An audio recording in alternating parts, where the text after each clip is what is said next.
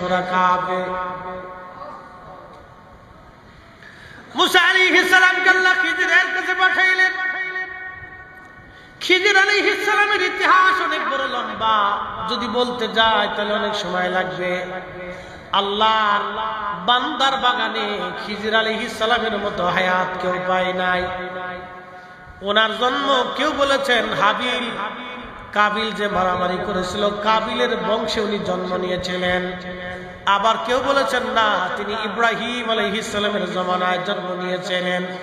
তিনি বাদশাহ জুলকারনাইনের উজির ছিলেন।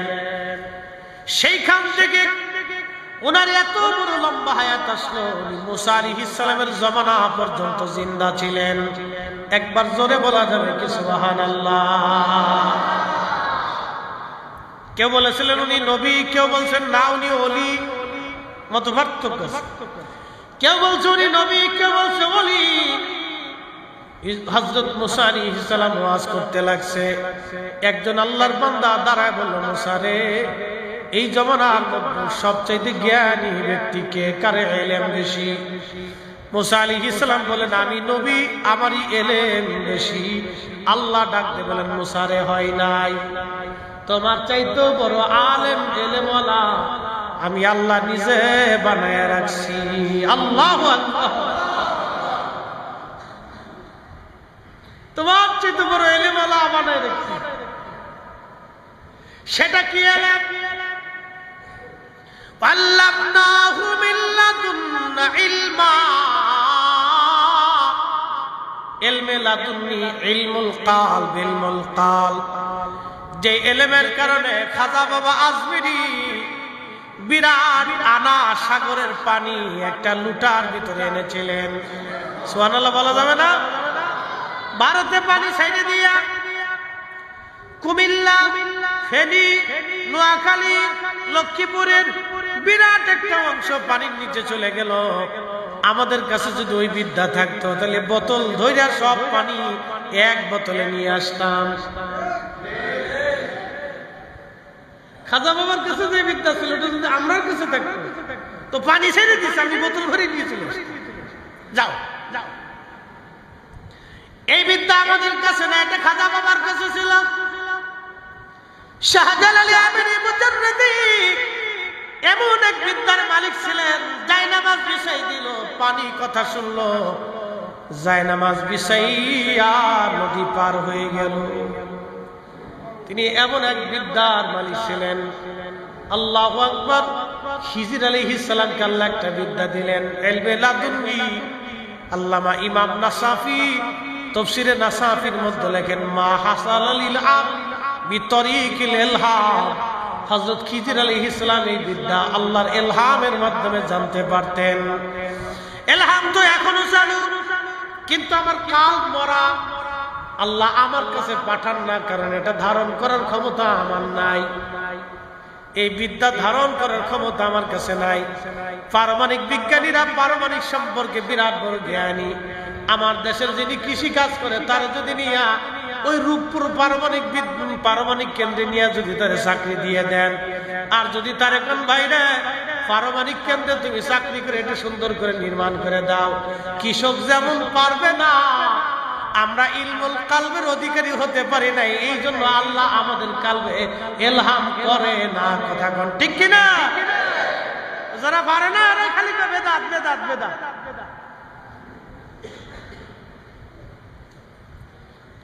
খুবই মনোযোগ দেন। সিফাতুল বাসি আল্লাহর ওলির মুহিব্বিনেরা ভালো করে শুনে যান। আল্লাহর পেয়ারার মেহব্বিনেরা ভালো করে বুঝে যান। আমার বিষয়টা আজকে তরিকতের উপরে, এই জন্য এই বিষয়ের উপরে আমি আলোচনা করতেছি। ইলমুল কালব। মুসা আলাইহিস সালাম আল্লাহকে বলেন, নবী কোথায় গেলে তারে পাবো? মুসা আলাইহিস সালামকে আল্লাহ বলেন, মুসা তুমি মাছরে ভাজি করে নিবা, যেখানে তোমার মাছ যাইয়া লাফায়া লাফায়া নদীর মধ্যে চলে যাবে, দুই নদীর মিলন স্থান, এইখানে গেলেই তুমি তারে পাবা। এমন একটা সাগর, এক সাগরের পানি আরেক সাগরে যায় না, একটা ঘোলা আর একটা পরিষ্কার। পরিষ্কার পানি ঘোলার মধ্যে যায় না, গুনার পানি পরিষ্কারের মধ্যে যায় না। সেই সাগর ওইভাবে এখনো আছে, এখনো চলতেছে, কিয়ামত পর্যন্ত চলবে। সাগরও আল্লাহর আইন মানে, একমাত্র মানুষ আল্লাহর আইন মানে না। চাঁদে আল্লাহর আইন মানে, জমিন আল্লাহর আইন মানে, বাতাস আল্লাহর আইন মানে, সূর্য আল্লাহর আইন মানে, আবহাওয়া আল্লাহর আইন মানে, একমাত্র মানুষ আল্লাহর আইন মানে না। আমরাই শুধু আল্লাহকে ওভারটেক করি, ডাইভার্ট করি, আল্লাহর আইনকে উপেক্ষা করি। শুনিয়া যান সিফাতুল বাসী মুসা আলাইহিস সালাম রওনা করলেন ইউসুফ ইবনে নূনকে নিয়া, সাথে মাছকে ভাজি করলেন, রওনা হয়ে গেলেন। দুই নদীর মিলনস্থান, মস্ত বড় একটা পাথর, এই পাথরে মাথা রেখে মুসা আলাইহিস সালাম ক্লান্তি তার কারণে ঘুমিয়ে পড়লেন। ইউসুফ ইবনে নূন দেখতেছে মাছটা জিন্দা হয়ে লাফাইয়া লাফাইয়া সাগরের মধ্যে চলে যায়। আল্লাহু আকবার।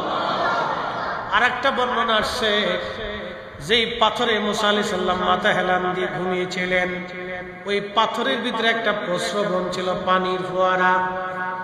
ওই পানির একটা বরকত ছিল। ওই পানি কোনো মূর্তার উপরে, মরা কোনো বস্তুর উপরে পড়লে ওই বস্তুটা জিন্দা হইয়া চলে যাইতো, মরাটা জিন্দা হয়ে যাইতো। সেই প্রস্রবণ ইমাম ইবনে কাসির আল বেদায়ের মধ্যে লিখতেছেন, ওই প্রস্রবণের কারণে মরা জিন্দা হয়ে যায়। তো ওই পানিটা এসে মাছের গায়ে লাগলো, মাছ জিন্দা হয়ে লাফাইয়া লাফাইয়া চলে গেল। এটা আল্লাহর কুদরত। হযরত ইউসুফ ভুলে গেলেন মুসা আলাইহিস সালামকে নিয়ে রওনা। আরো একদিন এক রাত পথ চলেছে, বিরাট বড় ক্ষুধা লেগে গেল মুসা আলাইহিস সালামের। আল্লাহরই পয়গম্বর ডাক দিয়ে বলেন, ইউসারে ভাজা মাছ ছিল, ক্ষুধা লেগেছে, দাও খেতে বসি। আল্লাহর বান্দা নবী ইউসুফ ইবনে নূন ডাক দিয়ে বলেন, নবী গো, শয়তান আমারে ভুলিয়ে দিয়েছে, আমার মনেই নাই। আপনি যেখানে পাথরের উপরে মাথা রেখে ঘুমান, দুই নদীর মিলনস্থানে, ওইখানে ভাজা মাছটা জিন্দা হয়ে লাফাইয়া লাফাইয়া চলে গেছে। মুসা কালিমুল্লাহ আলাইহিস সালাম ডাক দিয়ে বলেন, ইউসুফ ইবনে নূন রে, করছো কি? ওই জায়গার সন্ধান আমি করতেছিলাম। আবার তারা একদিন এক রাত অতিক্রম করে এই জায়গা আসার পরে দেখলেন একজন আল্লাহর বান্দা সবুজ চাদর মোড়া দিয়া, সবুজ চাদরের বিছানা বিছাইয়া মোড়া দিয়া, ওই পাথরেই চাদর মোড়া দিয়ে আল্লাহর বান্দা শুয়ে আছে। মুসা আলাইহিস সালাম যা সালাম দিলেন, আসসালামু আলাইকুম ওয়া রাহমাতুল্লাহ। খিজির আলাইহিস সালাম চাদরের ভিতর থেকে বললেন, এই দেশে কি সালামের প্রচলন আসেনি? বলতেছে হ্যাঁ। বলে আপনি কে? বলে আমি মুসা। তখন হযরত খিজির বলেন, আপনি বনি ইসরাইলের নবী মুসা? বলে হ্যাঁ। কি জন্য আপনি আমার কাছে আসছেন? বলে আমার রব আপনার কাছে আমাকে পাঠাইছে, আপনার কাছে একটা বিশেষ জ্ঞান এলেম আছে, ওই এলেমটা আমি জানার জন্য আসছি। খিজির আলাইহিস সালাম ডাক দিয়ে বলেন, আপনি সবর করতে পারবেন না, ধৈর্য ধরতে পারবেন না। এলেমটা আমার কাছে যে এলেম আছে সেটা আপনার কাছে নাই, আপনার কাছে যেটা আছে সেটা আমার কাছে নাই। আপনি যে বিদ্যা শিখার জন্য আসছেন, এই বিদ্যা শিখার জন্য আপনার ধৈর্য ধরতে পারবেন না। মুসা আলাইহিস সালাম বলেন, ইনশাআল্লাহু মিনাস সাবিরিন, আল্লাহ চাহে তো আমি ধৈর্য ধারণকারীদের অন্তর্ভুক্ত হব, আপনি আমারে রাখেন। বলে রাখতে পারি, আমার কোনো কাজে আপনি প্রশ্ন করতে পারবেন না। আমি যে কাজ করব এই কাজে আপনি প্রশ্ন করতে পারবেন না। দেখেন, আউলিয়া কেরামের সোহবতে যাইতে হবে। আল্লাহর কোরআনে আল্লাহ এইভাবে লিখে দিচ্ছে, ওরা বেদাত আর শিরক খুঁজে পেয়েছে। আরে বাজারে তো মাল ফরমালিন থাকে, পচা গলা থাকে, 2 নম্বর থাকবে, তার জন্য তার বাজার নষ্ট না। বাজারে মানুষ যা বন্ধ করে না, মাজারে তো 2 নম্বর থাকবে।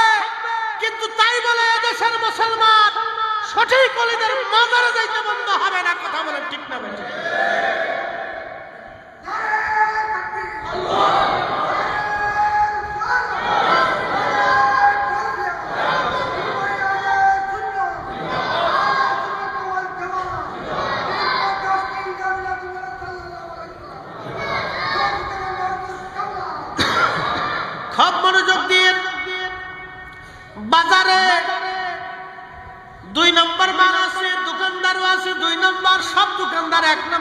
কিন্তু না, মাল 1 নম্বর সপ্তাহ না, 2 নম্বর 3 নম্বরও আছে। ফরমালিন সারা ফরমালিনওয়ালা সব আছে, আপনি পাবেন। তাই বলে কেউ কিন্তু বাজার করা বন্ধ করে নাই। আপনার বাজার যদি বন্ধ না হয় তাহলে মাজার অলিদের জগতে, পীর মাশায়েখদের জগতে 2 নম্বর আছে। তাহলে আমরা কেন আল্লাহ পাইতে 2 নম্বরের ভয়ে 1 নম্বর অলিদের থেকে দূরে থাকব? আমাদের জীবন থাকতে আমরা অলিদের থেকে জুদা হব না। কথা বলেন ঠিক না বেঠি? আমরা অলি থেকে কেন জুদা হব? বেশি কুছে যেখানে হক আছে, সুন্নিয়ত আছে, ঈমান আছে, রাসূল প্রেম আছে, নবীর গোলামি আছে, আমরা সেখানে। কথা ঠিক কি না? আমরা সেখানে। কোরআন সুন্নাহর বাহিরে প্রশ্নই আছে, কোরআন সুন্নাহর বাহিরে প্রশ্নই আছে। আমি সেখানে কেন? কোরআন সুন্নাহর বাহিরে যেটা বুঝতে পারো ওখানে ফরমালিন আছে। কি আছে? ফরমালিন আছে। আর কোরআন সুন্নাহ যেটা, এটা ফরমালিন মুক্ত, ভেজাল মুক্ত। আপনি কি মানতেন? তো 2 নম্বরের ভয়ে আমি তো বাজার বন্ধ করিনি, খাবার বন্ধ করিনি, খালি ফতোয়া আছে এখানে। পীরের কাছে গেলে শিরিক শিরিক শিরিক, খালি শিরিকের ফতোয়া। আজ পর্যন্ত বাজারে তো কেউ আগুন দিল যে বাজারে 2 নম্বরে মাল বেচে আগুন দিয়ে পুরাই দেয়, তা দেয়। ব্যাংকে সুদের কারবারি হয়, কেউ ব্যাংক পুরাই দেয়। দেশে বহুত পতিতালয় আছে, ওটা পুরাই না।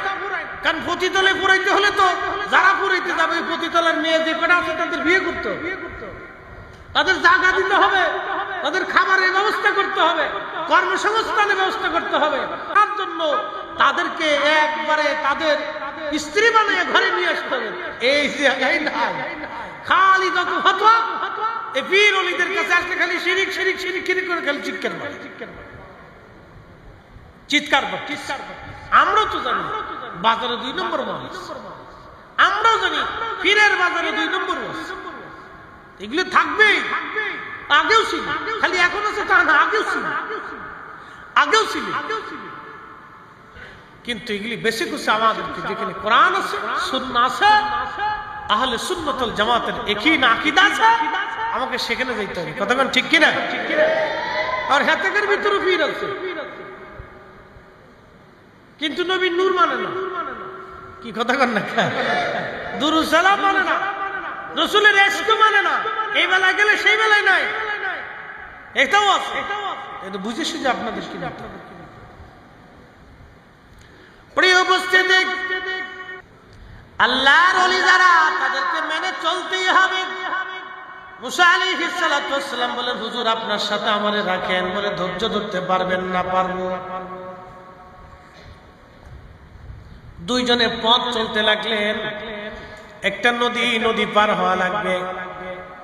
একটা নৌকায় উঠলেন। মাঝি খিজির আলাইহিস সালামকে দেখে চিনে ফেলছে। নদী পার করার পরে যাত্রীদেরকে নামাইয়া খিজির আলাইহিস সালাম বলেন, একটা কোরাল আনো। কোরাল এনে নৌকার মাঝখান থেকে গলই কেটে নৌকা ফুটা করে কোরাল দিয়ে কুবাইয়া নৌকা ভাঙ্গিয়া খিজির আলাইহিস সালাম নৌকা ডুবাই দিলেন। কিন্তু মাঝি পয়সা নেই নাই, মাঝি পয়সা নেই নাই। মুসা আলাইহিস সালাম পয়সা দিতে গেলেন। খিজির আলাইহিস সালাম মাঝি ডাক ডাকে, হুজুর আপনাদের কাছ থেকে পয়সা নেব না, আপনারে আমি ভালো করে চিনি, আপনি খিজির আল্লাহর ওলি। কেউ বলেছেন নবী আপনি আল্লাহর পেয়ারা বান্দা, আপনার কাছ থেকে কোনো পয়সা নেব না। একবার জোরে বলবেন কি মারহাবা। তো খিজির আলাইহিস সালাম নৌকা ডুবাই দেওয়ার পরে মুসা আলাইহিস সালাম বলতেছে, হুজুর একটা কাজ করলেন। এই বেটা গরিব মানুষ, আপনি তো নৌকাটারে আমরা ফিরি ফিরি পার করে দিল, তারপরে আপনি নৌকাটা ডুবাই দিলেন, এটা কাজ হলো?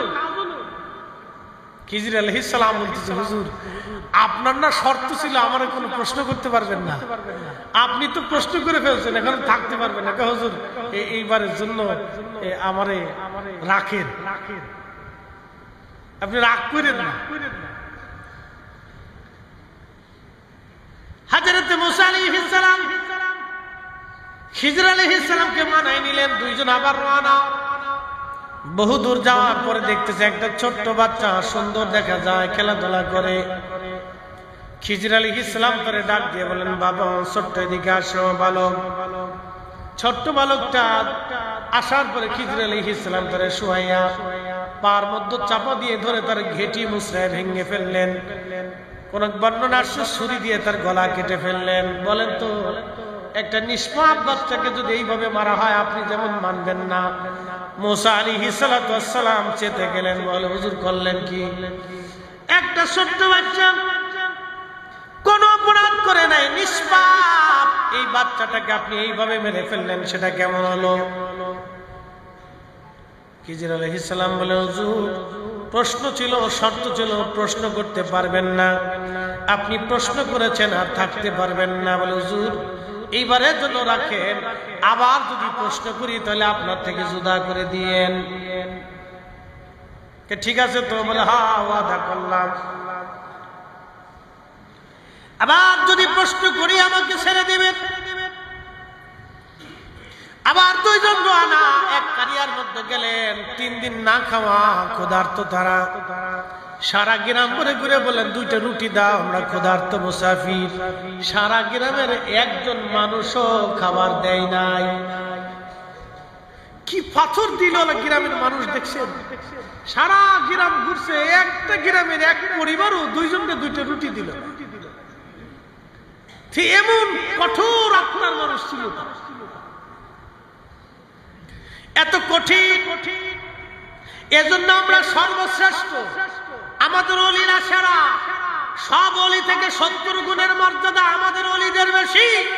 সব ওলিদের থেকে 70 গুণ পার আমার এই নবীর ওলিদের বেশি। একসাথে বলবেন আল্লাহু আকবার। আমরা ওলিদের কাছে যাবো না তো যাবো কার কাছে? চোরের কাছে, শয়তানের কাছে, লুচ্ছের কাছে, মসজিদের কাছে?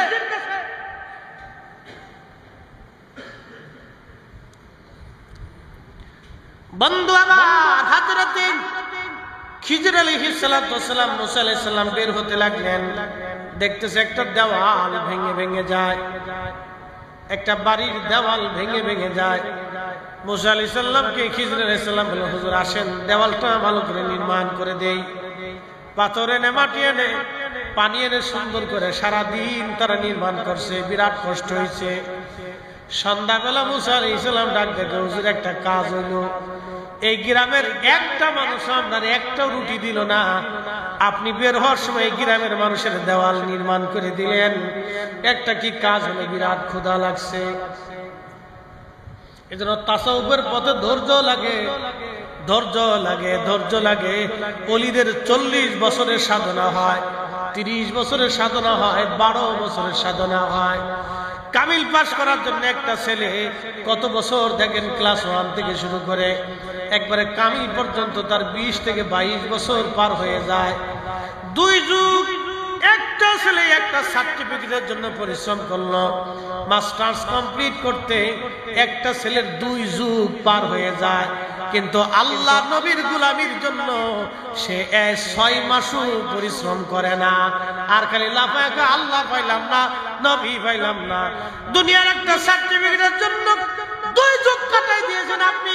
ভার্সিটির বারান্দায় বারান্দায়, স্কুলের বারান্দায় বারান্দায়, কলেজে কলেজে, সকাল 10টা থেকে বিকেল 4টা, বৃষ্টি বাদল নাই, ঝড় তুফান নাই, দৌড়াইছেন। গাড়ি পান নাই, পায়ে হেঁটে আসছেন। দুনিয়ার এক ছোট্ট সার্টিফিকেটের জন্য যদি আপনি এত পরিশ্রম করলেন, তাসাউফের বিদ্যা জানার জন্য আল্লাহর ওলির সোহবতে, আল্লাহর ওলির দরবারে কত সময় আপনি দিছেন আগে বলেন?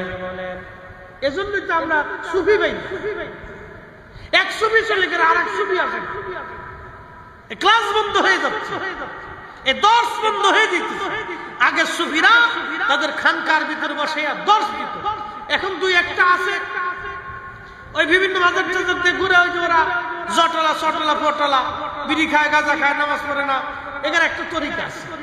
এখানে তরিকা কি জানেন? এই তরিকা একটাই, বিড়ি খাবে, গাড়ি টান বাজাবে, এই গাঁজা মাজা খাবে, জটলা চটলা গোসল মোসল করে না, পয় পরিষ্কার থাকে না। এটা একটা তরিকা আছে। এটার পথই ও মুয়াতি, ও কাম কাজ পায় না, সবকিছু সাইডে দিয়ে ও কাম করে বেড়াইতেছে। এই জন্য আমাদের তাসাউফের ক্লাসের দর্শ বেশি বেশি দরকার, ঠিক কিনা? এই তাসাউফের ক্লাসের দর্শ দরকার। এই জন্য এই দর্শে জিকিরের তালিম, তরবিয়ত, এই সব কিছু দরকার। বেশি বেশি বসতে হবে দর্শে। দুনিয়ার সার্টিফিকেট পাওয়ার জন্য এত দৌড়াইয়ের, তো আখিরাতের মুক্তির জন্য তাসাউফের দর্শে আপনি বসতে পারবেন না, পীর মাশায়েখদের দর্শে আপনি বসতে পারবেন না। বসতে মুর্শিদের চরণ বিহনে এ জীবন মিশে,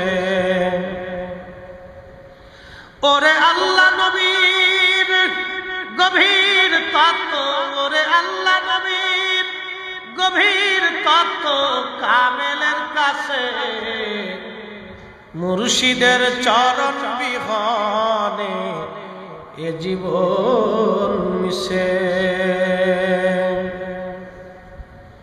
হযরত খিজির বলেন, হুজুর আর আপনি থাকতে পারবেন না, শর্ত শেষ। মুসা আলাইহিস সালাম বলেন, না শর্ত অনুযায়ী চলে যাব, কিন্তু আমারে আগে বলে দিয়ে যান তিনটা ঘটনার হাকিকত কি। খিজির আলাইহিস সালাম বলেন, প্রথম হাকিকত হলো নৌকা ডুবাই দিয়েছিলাম। নৌকা এই জন্য ডুবাইছিলাম, এদেশের বাদশা বিরাট বড় জালিম, সে সমস্ত নৌকাগুলি সিজ করে নিয়ে যাবে তার যুদ্ধের কাজে লাগানোর জন্য। যে মাঝি আমাদের নদী পার করাইলো, মাঝিটা গরিব মানুষ, আমাদের কাছ থেকে পয়সা নেয় নাই। আমি খিজির নৌকাটাকে ডুবাইয়া দিয়া ওই জালিম বাদশা থেকে মাঝিরে নৌকা আমি হেফাজত করলাম, যাতে এই জালিম চলে যাওয়ার পরে সে নৌকা উঠাইয়া মেরামত করে এই নৌকা চালাইয়া সংসার চালাইতে পারে। একবার জোরে বলা যাবে আল্লাহু আকবার। এটা হাকিকতের বিদ্যা, হাকিকতের ওমা তাদরি নফসু মাদা তাকসিবু গাদা। কোরআন বলতেছে মানুষের জন্য আগামীর সময়টা কি এটা আল্লাহ ছাড়া কেউ জানে না। কিন্তু খিজির আলাইহিস সালাম কেমনে বলে দিল, এই জালিম বাচ্চা নৌকা নিয়ে যাবে আর সে গরিব মানুষ নৌকা চলে গেলে না খেয়ে থাকবে, বাচ্চা কাচ্চা কষ্ট পাবে, আমি এটার ডুবাই দিয়ে হেফাজত করব। একসাথে বলবেন আল্লাহু আকবার। ওলিদের এরকম কিছু কাজ আছে যেগুলো হাকিকত পূর্ণ বোঝা যায় না। হাকিকত এটা হাকিকতে বলে। দ্বিতীয়টা কি, এত সুন্দর বাচ্চা জবাই করে দিলেন, হত্যা করলেন, কতল করলেন, কারণ কি? খিজির আলাইহিস সালাম বললেন, দেখেন এই বাচ্চাটা বড় হলে কাফের হবে, কট্টর কাফের, সে তার ইমানদার বাবা মারে কাফের বানানোর চেষ্টা করবে। এই জন্য এই বাচ্চাটারে হত্যা করে দিয়ে আমি ইমানদার বাবা মার ইমানের হেফাজত করেছি। একবার জোরে বলা যাবে কি মারহাবা। দেখেন কত গভীর, কত গভীরের কথা, যে সেই বেঈমান হবে আর বেঈমান করবে। মানুষ ইমানদার হবে না বেঈমান হবে আল্লাহ ছাড়া তো কেউ জানে। সেই লৌহে মাহফুজের লিখিত সংবিধান আল্লাহ খিজির আলাইহিস সালামের কাছে পাঠাই দিয়েছে। খিজির আলাইহিস সালামের কাছে যদি এই সংবিধান আসে, আর আমার রাসূলের বেলা যখন আমরা বলি আল্লাহ জানে নবী জানে, তখন ভাই সাহেব না আপনাদের শিরকি শিরকি শিরকি শিরকি কি কথা কর না ভাই সাহেব, আপনাদের বেদাতি বেদাতি বেদাতি কয় কি? আর ১৬ লক্ষ সাহাবী এক বাক্যে বলতো আল্লাহু ওয়া রাসূলুহু আলাম, আল্লাহ জানে নবী জানে, আল্লাহ জানে নবী জানে, আল্লাহ জানে নবী জানে, আল্লাহ জানে নবী জানে। এই জন্য আমরা সুন্নিরা কই আল্লাহ জানে নবী জানে, আল্লাহ জানে নবী জানে। তখন নাকি ঠিক কিনা? ঠিক, আল্লাহ জানে নবী জানে। এটা আমরা আগে কইছি না। ১৬ লক্ষ সাহাবী, কত লক্ষ সাহাবী? ১৬ লক্ষ, এক দুইজন সাহাবী না, ১৬ লক্ষ সাহাবী।